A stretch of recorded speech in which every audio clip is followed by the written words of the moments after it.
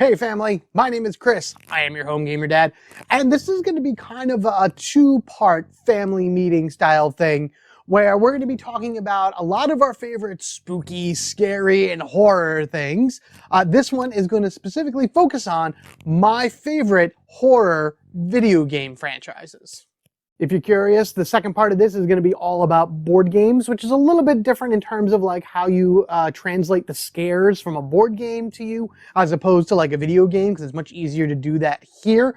But I just kind of want to focus on my love of scary things here in the world of video games, because let's face it, I have been in the world of video games for a long time, much longer than board games, so I have a bigger realm of experience with all this. Now, I can guarantee you as well will have a much different list than me, so what I would like you to do is let me know your top horror games down in the comments section below. What scares you? What video games do you play to give you the shrills and the chills and all that good stuff?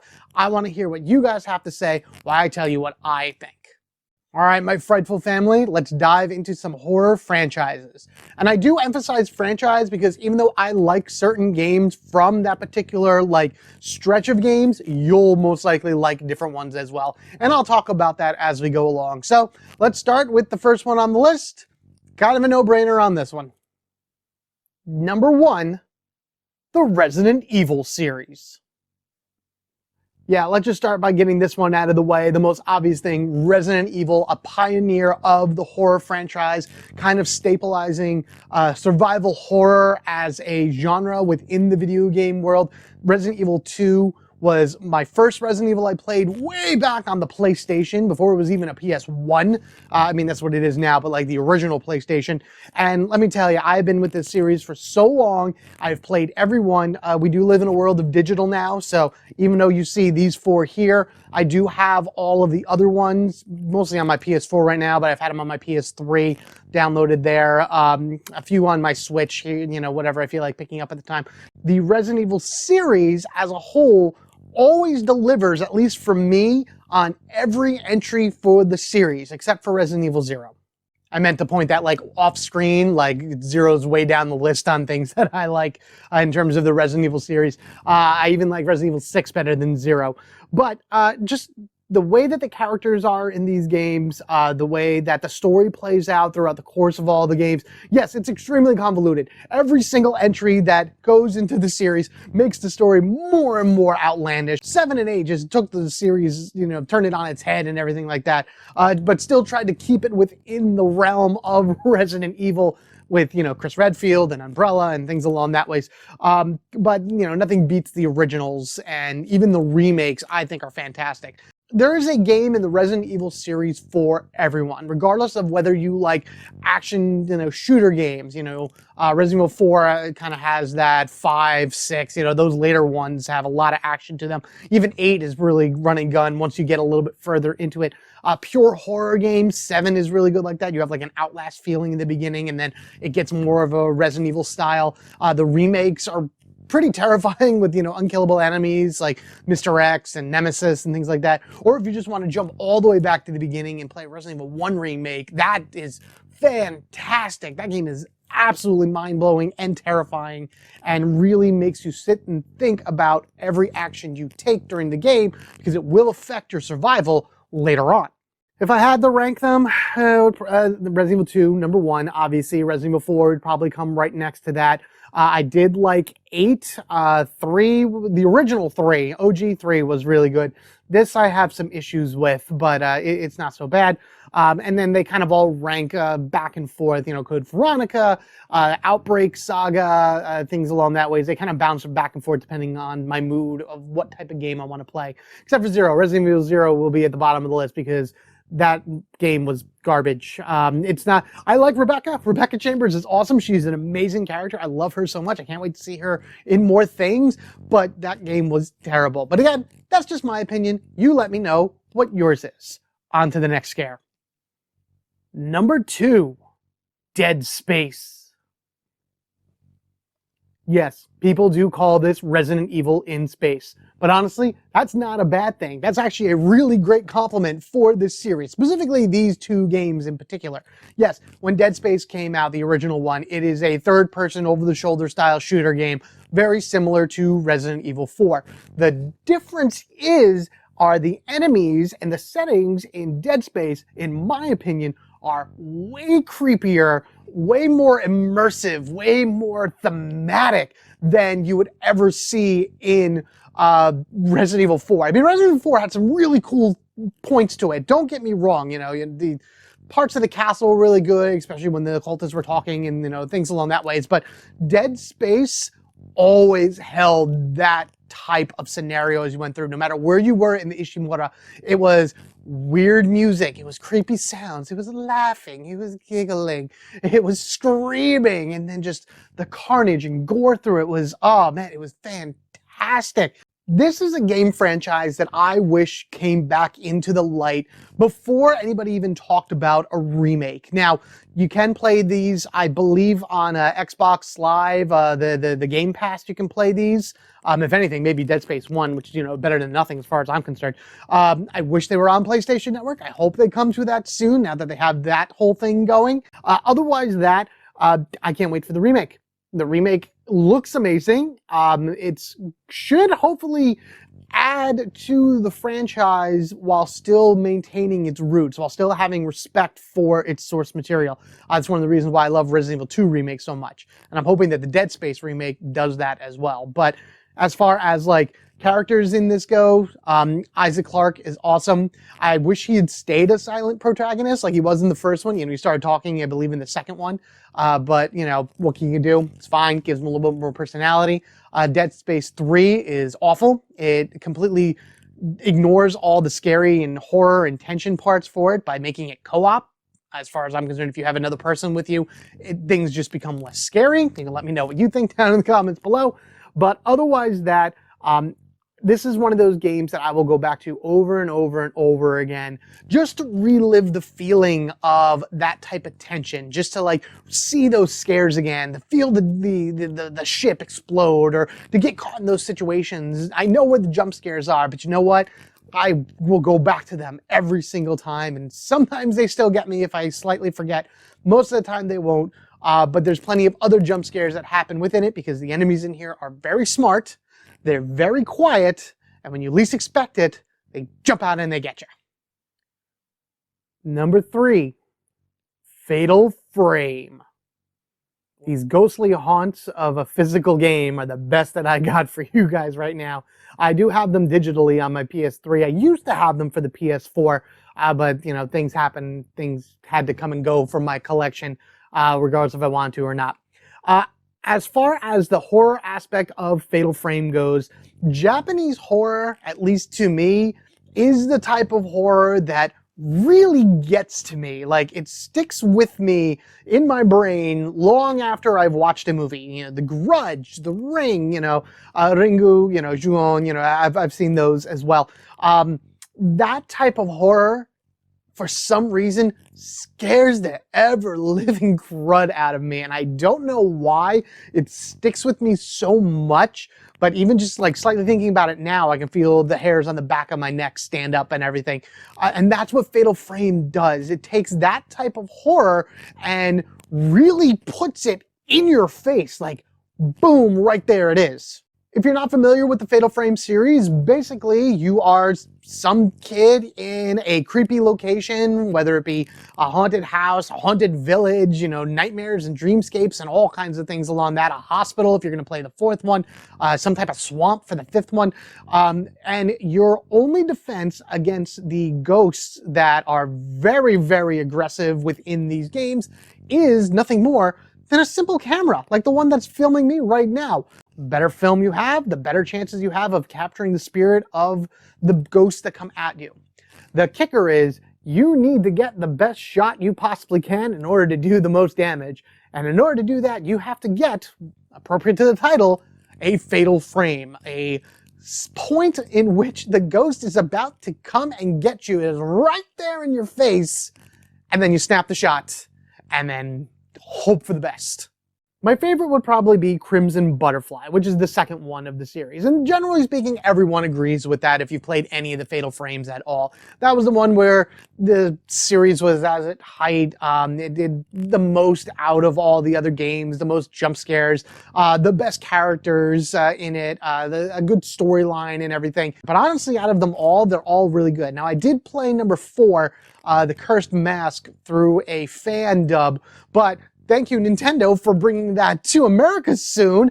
I'm absolutely going to grab that when it gets here and play that the way that I guess is officially dubbed over or whatever, something along that ways. Any type of love for this series coming back, over here to the States is more than fine by me. I can't wait for the 6th one. I'm going to say there's going to be a 6th one. I'm going to put it on the books right now. You will see a Fatal Frame 6 one day. And if we do, I hope it is absolutely terrifying like all the rest of them in the series. And yeah, so it's an unknown franchise. I think it's more of a sleeper hit franchise. So let me know. Let me know what you think of Fatal Frame, and have you played any, or if you're even familiar with this entire series. Number 4, Until Dawn. And it's really not just Until Dawn. I kind of extend it really to all of these kind of like interactive horror movie experiences. These choose your own adventures of sorts within these scary worlds. The Dark Picture Anthology, which is on number 4. I don't know if it got released yet. I think there's a 5th one even in the works. And then The Quarry, which just came out not too long ago. This is still wrapped for me. I have not played it yet. No spoilers, please. But Until Dawn was the first one that I played, and I played that game so many times. It was actually my first platinum trophy on PlayStation 4, so that was awesome for me. And I fell in love with that style of game, and when the Dark Picture Anthology came out, I had to grab them as well because, like I said, I just like that style. I think it's really cool watching a movie, and then the choices that you make as you go through it affect basically everything, from the smallest bits of dialogue between characters down to who lives and who dies. I know not everybody likes the Dark Picture Anthology because, Until Dawn set the bar really high. The Quarry out here got really close, but, the bar of, how good of a game could be is Until Dawn, and it always will be, and it's just absolutely fantastic. And then going through the game itself, it takes several hours to get through, even if you know where you're going, whereas something like Man of Medea, for example, I can, from beginning to end, from the moment I hit play to the very end credits, even though it forces you to go through a lot of the cutscenes and everything, I know what's happening, and I can do it in a few hours. And that actually helps also in terms of like if you're a trophy hunter, determining, who's going to die, who's going to live, do only the boys survive, do only the girls survive, does everyone, does no one, etc., etc., etc. I love that stuff, though. I love seeing that because it's not a singular scripted event that you would find in like a standard video game. I walk into that room, something happens. Yes, Man of Medea or Until Dawn or Little Hope or whatever it is, you will walk into the room. And every time you walk into that room, some event is going to happen. But maybe you don't walk into the room. Maybe you walk into a different room. You take a left instead of a right. You answer yes instead of no. You decide to stand up for yourself instead of cowering. Every single decision you make in these games affects just the next outcome of things. Until Dawn, I think, did it the best with the butterfly effect. And it still kind of appears in these games, that same mechanic of sorts, but that's exactly what it is. And I just love these experiences. Are they scary? Can you really sit there and say, oh my God, I am terrified of these games? No, not really. Even the first time you go through it, they're not really that scary. In fact, some of the motion captures for the characters on these games is a little wonky, but I still love the stories that they tell. I still love the visuals that go through the game for each characters. Just for example, Man of Medea, there's a lot of psychological stuff happening there where people see things that are not there.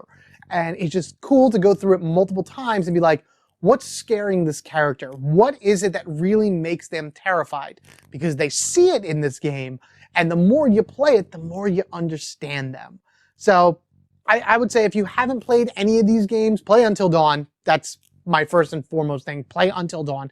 But otherwise, give them all a shot. I don't think they're really that expensive anymore. They don't take very long to beat. I would recommend playing them multiple times just so you can get all these different branching stories and everything.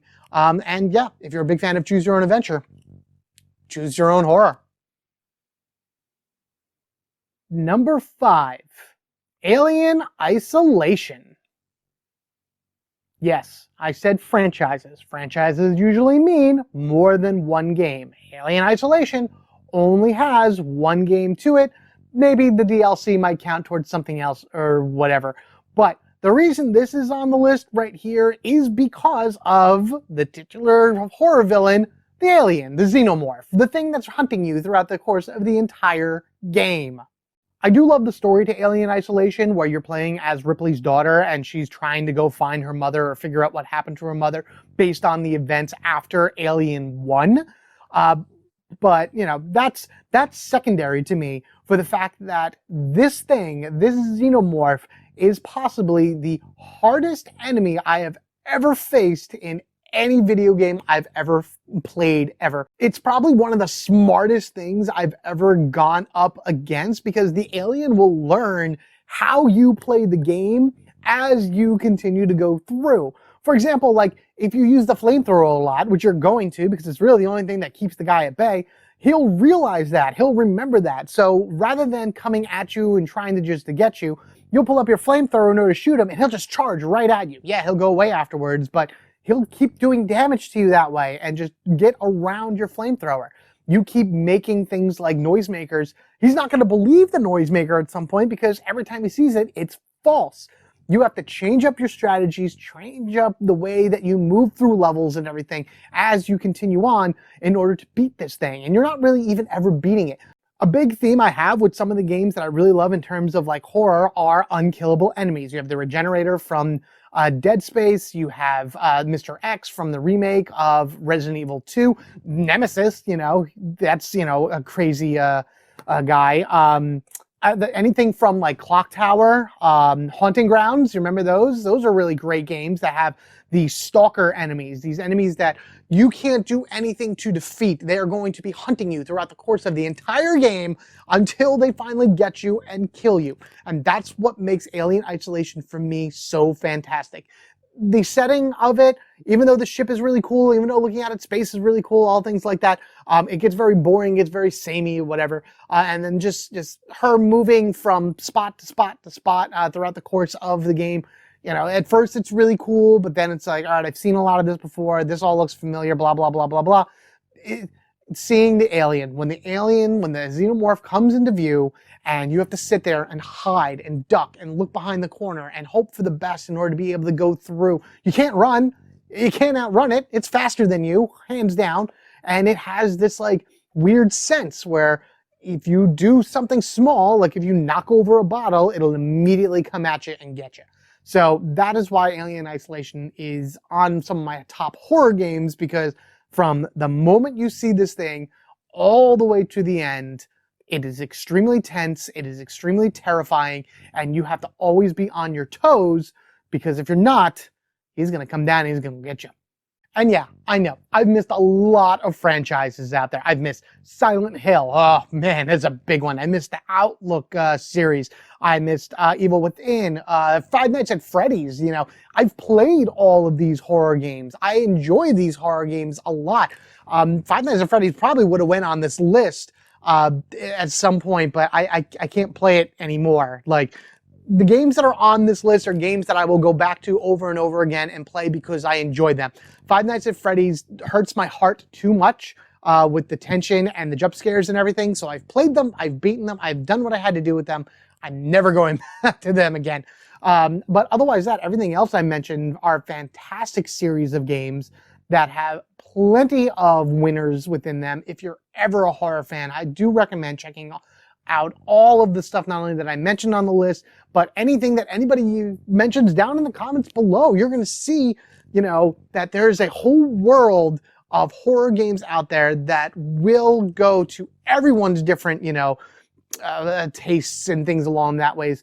Thank you all so much for attending this family meeting. Let's keep the discussion going down in the comments section below. And if you're curious about, again, the next part is going to be board games. I mentioned it earlier in the video. I'll mention it here again. It's scary board games, because again, it's hard to translate from one to the other. But, start thinking about that. Start thinking about what board games you like that have like a horror theme to them and everything. And then I'll show you what ones I like the most. And it's more than 5, actually. So until then, always remember, take care of yourselves and each other. We are family forever, gaming together, hiding under the sheets from the ghosts and ghouls that stalk our hallways. Sleep tight, everyone. Later.